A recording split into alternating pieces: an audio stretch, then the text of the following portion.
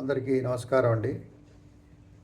సుభాషితాలు YouTube channel ప్రేక్షకులందరికీ కూడా హృదయపూర్వక నమస్కారాలు.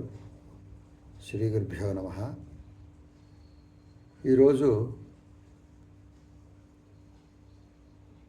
మనం స్వర్గాదపి గరీయసి అనేటువంటి మాట ఎప్పుడూ వింటూ ఉంటాం. సో దాని యొక్క పూర్తి పద్యాన్ని మీకు నేను చెప్పదలుచుకున్నాను. అదేమిటంటే, రామరావణ యుద్ధం అయిపోయింది.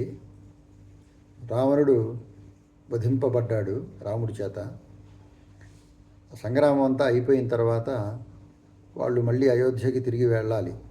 ఆ సన్నాహాల్లో ఉన్నప్పుడు లక్ష్మణుడు రాముడితో ఒక మాట అంటాడు.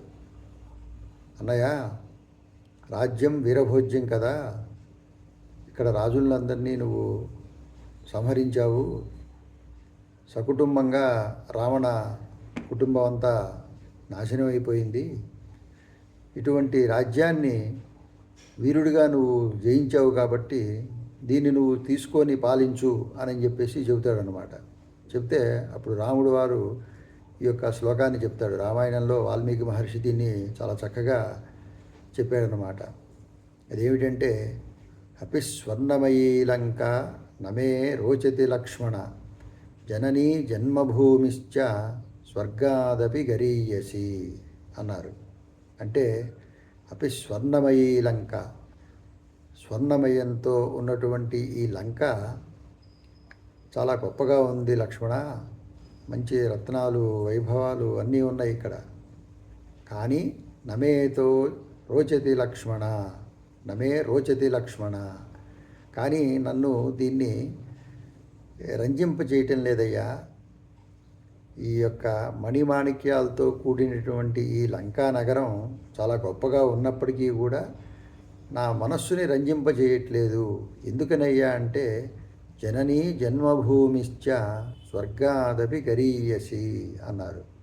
అంటే ఎప్పుడూ కూడా కన్న తల్లి, ఆ పుట్టినటువంటి ప్రదేశం ఇవి స్వర్గం కన్నా చాలా గొప్పగా ఉంటాయి అని చెప్పేసేటువంటి మంచి ఒక వాక్యం ఆయన ఆ రోజు చెప్పారు.